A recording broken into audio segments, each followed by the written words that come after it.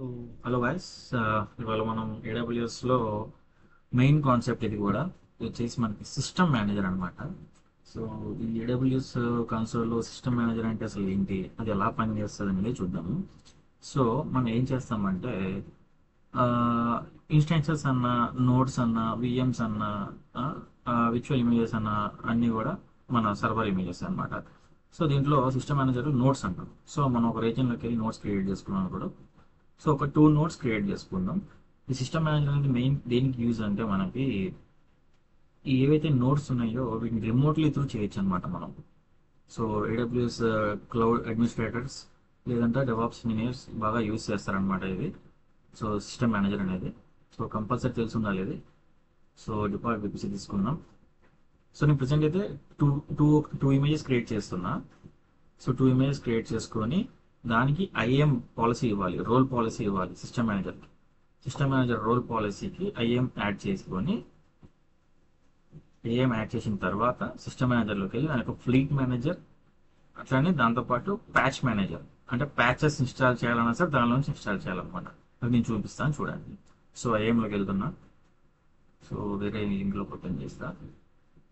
So ఇక్కడ roles,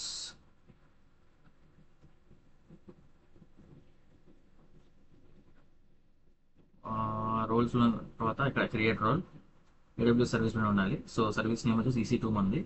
so EC2లో EC2 role for system A W system manager. Next తీసుకుందాం. నేను default next. So role name వచ్చేసి TCM system manager అని SSM.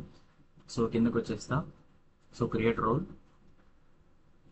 So role create అయిపోయింది. So ఇక్కడ మనకి ఇన్స్టెన్సెస్ ఉన్నాయి కదా, అవి ఇన్స్టెన్సెస్ రెడీ అవ్వగానే ఏదైతే మనం రోల్ క్రియేట్ చేసామో ఆ రోల్ దీనికి అటాచ్ చేయాలన్నమాట. ఈ నోట్స్కి అటాచ్ చేయాలి. సో ఇనిషియలైజింగ్ అవుతుంది ఇంకా. సో వన్స్ అవ్వగానే చేసేద్దాం దానికి. సో ఇలా సిస్టమ్ మేనేజర్ ఓపెన్ చేసుకొని ఒక ట్యాబ్లో పెట్టుకుందాం. సో ఈ సిస్టమ్ మేనేజర్లో మనం మెయిన్ యూజ్ చేసేది ఏమేమి ఉంటాయంటే ఫ్లీట్ మేనేజర్ ఒకటి, సో ప్యాచ్ మేనేజర్ ఒకటి, రన్ కమాండ్ ఒకటి. ఈ 3 బాగా యూజ్ చేస్తాం. ఇంకా మిగిలినవి కూడా యూజ్ చేస్తాం, బట్ ఇది ఫ్రీ అకౌంట్ కాబట్టి సో ఇవే మనకి అవైలబుల్ ఉంటాయి. సో ఇక్కడ సైడ్కి ఉంటాయి చూడండి, నోట్ టూల్స్ ఉన్నాయి కదా. చూడండి, manage notes at scale in any environment. So మీరు ఒక 1000 సిస్టమ్స్ యాడ్ చేసుకుని ఇలా పెట్టినా సరే మీరు ఒకేసారి పని అంతా చేసేసుకోవచ్చు. So fleet manager, patch manager, run command, ఈ 3 బాగా యూజ్ చేస్తాం అన్నమాట మనం. సో మీరు ఒక 1000 సిస్టమ్స్ మీరు ప్రతి దాంట్లోకి లాగిన్ అయ్యి చేయాల్సినంత అవసరం ఉండదన్నమాట. సో వన్స్ మీరు మిషన్స్ క్రియేట్ చేస్తారు, క్రియేట్ చేసిన ఫ్లాట్ మేనేజర్లోకి తీసుకుంటారు. సో ప్యాచ్ మేనేజర్లోకి వెళ్తారు, ప్యాచ్ మేనేజర్లోకి మీకు కావాల్సిన ప్యాచెస్ యాడ్ చేసుకుంటారు. లైక్ ఆఫీస్ కావచ్చు, ఓఎస్ అప్డేట్స్ కావచ్చు, సంథింగ్ ఎనీథింగ్. ప్యాచ్ మేనేజర్లో ప్రతిదీ అప్డేట్ చేసేసుకోవచ్చు డైరెక్ట్గా. మీకు కావాల్సిన సిస్టమ్ మీరు సెలెక్ట్ చేసుకుంటారు, చూస్ చేసుకుంటారు, అన్ని యాడ్ చేసుకుంటారు. సాఫ్ట్వేర్స్ కూడా ఈజీగా ఇన్స్టాలేషన్ అయిపోతాయి. సో ఏడబ్ల్యూఎస్లో సిస్టమ్ మేనేజర్ అనేది ఒక మెయిన్ రోల్ ప్లే చేస్తుంది అనమాట. సో ఇది అవుతున్నాయి. సో ఇన్స్టెన్స్ అయిపోగానే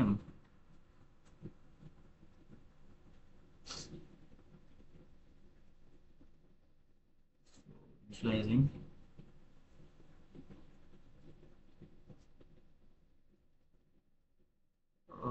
ఇనిషియలైజింగ్ అయిపోయింది. ఇప్పుడు సెక్యూరిటీలోకి వెళ్ళిపోయి ఐఎం పాలసీ మనం అప్డేట్ చేద్దాం నోట్స్కి, అంటే ఇన్స్టెన్సెస్కి. సో అప్డేట్ చేశాను ఒకదానికి. సో సేమ్ ప్రాసెస్ ఇంకొక నోట్ కూడా మనం ఇదే చేయాలి ప్రాసెస్ అనమాట. ఓకే, సో నోట్ 2 కూడా ఇదే ప్రాసెస్ చేయాలి మనం. యాక్షన్స్, సెక్యూరిటీ, అదే మోడిఫై ఐఎం రోల్. సో నేను ఇచ్చింది వచ్చేసింది. సో ఇక్కడ దాకా అయిపోయింది కదా. ఇప్పుడు దీనిలోకి రావాలంటే సెట్టింగ్స్లోకి వెళ్ళి ఇది ఫ్లీట్ మేనేజర్ అనమాట, ఆటో అప్డేట్ చేయాలి మనం SM. సో ఇక్కడ ఇంకా రాలేదు. ఎందుకు రాలేదు? సో ఇక్కడ ఏంటంటే ప్రాసెస్. సో ఇన్స్టెన్సెస్లోకి వెళ్ళి వన్స్ ఒకసారి ఏదైతే క్రియేట్ చేసినా వాటిని రీబూట్ చేయాలి. రీబూట్ చేయగానే అక్కడికి ఆటోమేటిక్గా వచ్చేస్తాయి మనకి. సో రీబూట్ అయిపోయినాయి. సో ఫ్లీట్ మేనేజర్లోకి వెళ్ళిపోయాను. సో రిఫ్రెష్ చేస్తున్నా. ఇమీడియట్గా రావు, కొంచెం టైం తీసుకుంటుంది, 1 minute అట్లా తీసుకుంటుంది. సో రీలోడ్ వస్తున్నాయి. రీలోడ్ ఎస్ వచ్చేసినాయి. రీలోడ్ చేయగానే TCS నోడ్ 1, నోడ్ 2 ఇక్కడ ఫ్లీట్ మేనేజర్లో వచ్చేసినాయి. సో ఈ ఫ్లీట్ మేనేజర్లో ఇది ఇక్కడ దాకా పార్ట్ 1 అనమాట. సో స్టెప్ 1 దాకా ఇక్కడ దాకా అయిపోయింది మనకి. సో ఇప్పుడు వచ్చేసి ప్యాచ్ మేనేజర్లోకి వెళ్ళాలి. సిస్టమ్ మేనేజర్లోకి వెళ్ళిపోయి ఇక్కడ ప్యాచ్ మేనేజర్ తీసేసుకొని ప్యాచ్ మేనేజర్లో బేస్ లైన్స్ అని ఉంటాయి, బేస్ ప్యాచ్ లైన్స్ అవి ఎలా యాడ్ చేస్తాం చూపిస్తాను. ప్యాచ్ బేస్ లైన్స్ అనమాట.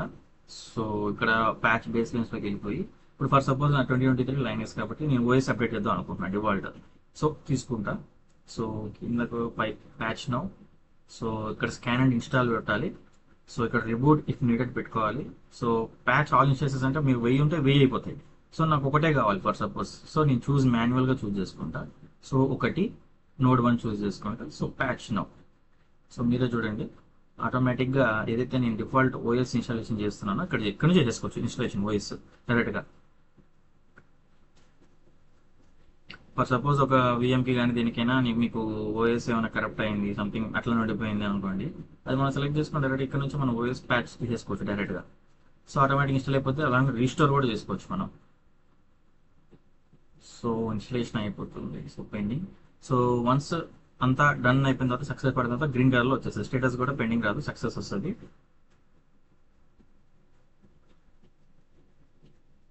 ఎస్ సక్సెస్ అని వచ్చిందా. సో ఇలా మన డిఫాల్ట్ ఓఎస్ కానీ సాఫ్ట్వేర్స్ కానీ మన ప్యాచ్ బేస్మెంట్స్లోకి వెళ్ళి చేసుకోవచ్చు అనమాట. సో ఇది అయిపోయింది కదా, ఇంకా రన్ కమాండ్ చూద్దాము. రన్ కమాండ్ వచ్చేసి రన్ కమాండ్లోకి వెళ్ళిపోదాం. రన్ కమాండ్ వచ్చేసి మనం ఇప్పుడు లైనక్స్ యూజ్ చేస్తున్నాం అనుకోండి ఫర్ సపోజ్. సో లైనక్స్లోకి వెళ్ళి ఎవ్రీ సిస్టంలోకి మనం లాగిన్ అయ్యి ఇప్పుడు ఒక ఎన్జిఎన్ఎక్స్ నేను వెబ్ సర్వర్ ఇన్స్టాల్ చేద్దాం అనుకుంటున్నాను ఒక దాంట్లో. సో అది చేయాలి అని అంటే నేను ప్రతి దానిలోకి వెళ్ళి చేయాల్సినంత అవసరం లేదు. నేను ఇక్కడ ఏదైతే ఇక్కడ షెల్ స్క్రిప్ట్ ఉంటుంది ఒకటి, shell script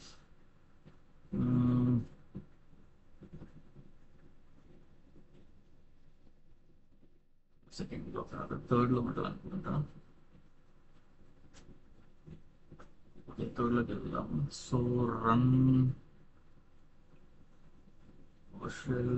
run shell script.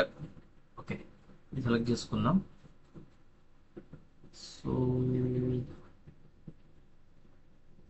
దీనిలోకి వెళ్ళి మనం డైరెక్ట్ కమాండ్స్ కొట్టేసుకుంటే ఇక్కడ యాక్షన్స్లోకి వెళ్ళాలి. ఓకే సో ఒక పని చేద్దాం. మనం డైరెక్ట్గా ఏం చేద్దామంటే ఇప్పుడు ఏదైతే ఫ్లీట్ మేనేజర్ ఉందో ఫ్లీట్ మేనేజర్ నోట్స్లోకి వెళ్ళిపోయి నోట్స్లో డైరెక్ట్ చేద్దాం.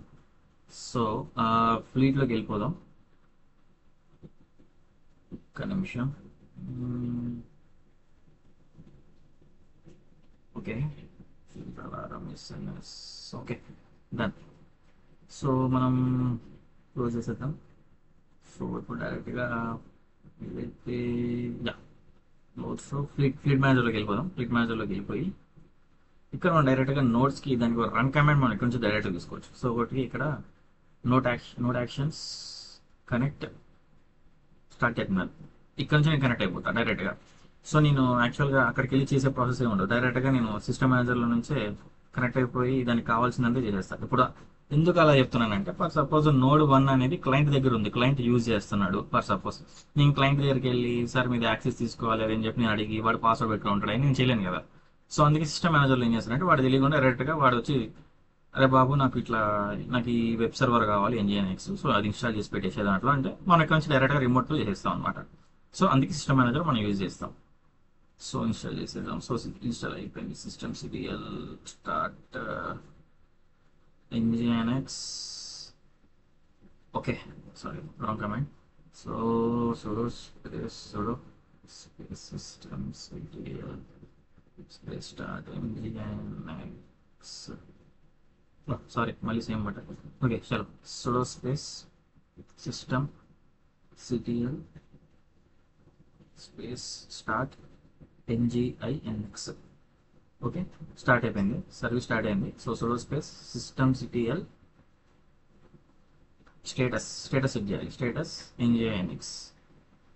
సో స్టేటస్ కూడా యాక్టివ్లో ఉంది, రన్నింగ్లో ఉంది. సో ఇప్పుడు ఈ నోడ్ 1లో నేను nginx అనే వెబ్ సర్వర్ ఇన్స్టాల్ చేశాను. అది చెక్ చేసుకోవాలంటే ఇప్పుడు ఎలా వెళ్ళాలి? సో నోడ్ 1కి ఫస్ట్ వెళ్ళిపోయి ఫస్ట్ సెక్యూరిటీ డిఫాల్ట్ మన సెక్యూరిటీ ఉంటుంది కదా, దానిలో ప్రోటోకాల్ ఎలా చేయాలి, హెచ్టిటిపి ప్రోటోకాల్కి వెళ్ళిపోయి ఎడిట్ ఇన్బౌండ్ రూల్స్లోకి వెళ్ళి యాడ్ ఇక్కడ హెచ్టిటిపి తీసుకుంటే హెచ్టిటిపి ఎనీవేర్ అయిపోయి సో సేవ్ రూల్స్. సో ఇక్కడ అయిపోయింది. సో ఇప్పుడు ఏం చేయాలంటే మనం డైరెక్ట్గా ఏదైతే నోడ్ ఉందో ఆ నోడ్లోకి వెళ్ళిపోయి మనం పబ్లిక్ ఐపీ తీసుకోవాలి. ఇక్కడ పబ్లిక్ ఐపీ కాపీ చేసుకొని పబ్లిక్ ఐపీ కాపీ. సో ఇక్కడికి వెళ్ళి http పబ్లిక్ ఐపీ పేస్ట్ :80.